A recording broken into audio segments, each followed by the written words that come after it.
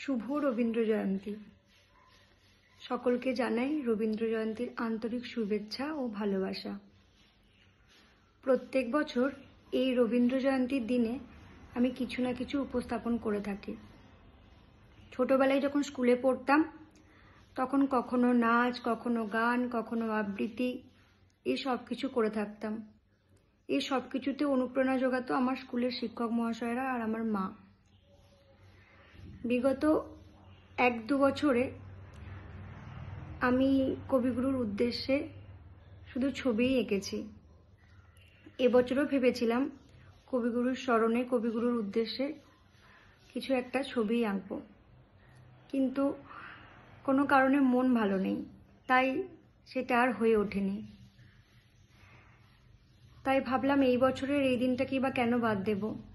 এই দিনটাকেও স্মরণ করে রাখার জন্য আজকে আমার একটা ছোট্ট উপস্থাপনা। আমার আজকের উপস্থাপনা কবিগুরু রবীন্দ্রনাথ ঠাকুরের বীরপুরুষ। আমি খুব ছোট্টবেলায় স্কুলে শিক্ষক মহাশয়দের উদ্যোগে কবিতা পাঠ করেছি, কিন্তু আমি কখনো সেভাবে কবিতা শিখিনি বা এখনো আমি কবিতা বলা প্র্যাকটিস করি না। তাই ভুল ত্রুটি সব কিছু মার্জনা করবেন। যদি ভালো লাগে অতি অবশ্যই জানাবেন, যাতে পরবর্তীকালে আরও ভালো করার সুযোগ পাই। যদি খারাপ লাগে সেটা আরও বেশি বেশি করে জানাবেন, যাতে নিজের ভুলগুলোকে শুধরাতে পারি, আপনাদের ভালো লাগার যোগ্য হয়ে উঠতে পারি।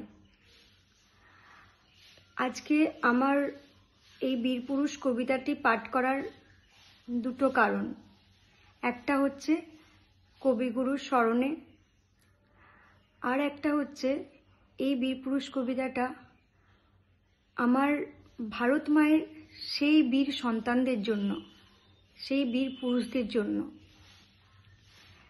যারা দিন রাত এক করে বীরপুরুষের সেই খোকার মতনই আমার ভারত মাতাকে আগলে রাখছে নিজের প্রাণ দিয়ে, নিজের বুক দিয়ে।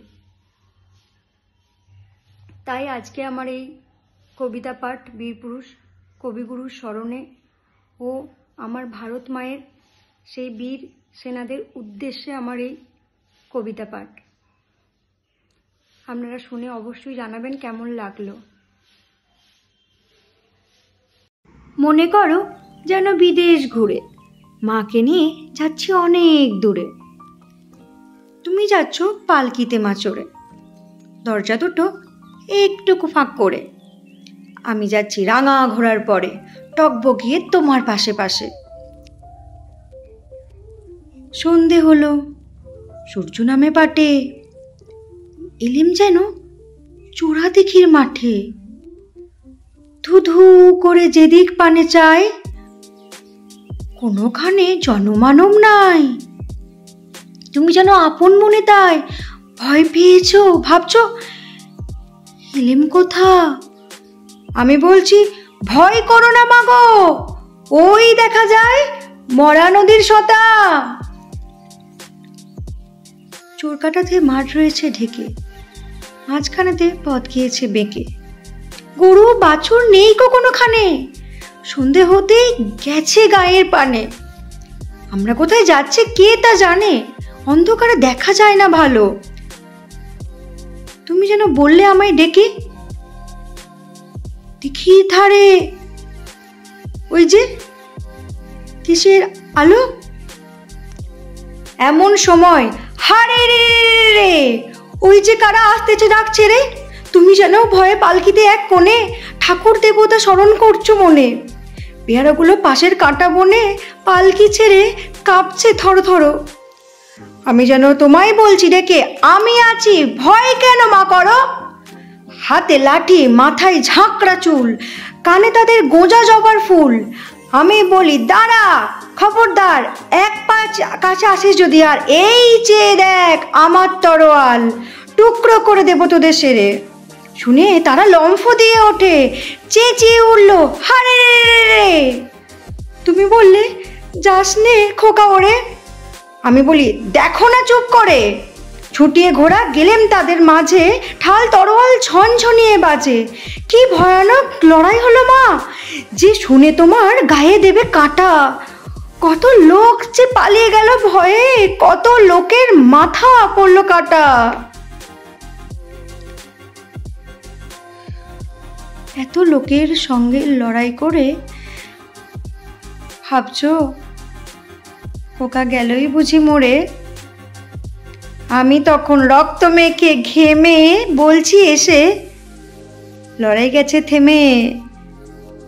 তুমি শুনে পালকি থেকে নেমে চুমু খেয়ে নিচ্ছ আমায় কোলে, বলছো ভাগ্যে খোকার সঙ্গে ছিল, কি দুর্দশাই হতো তা না হলে।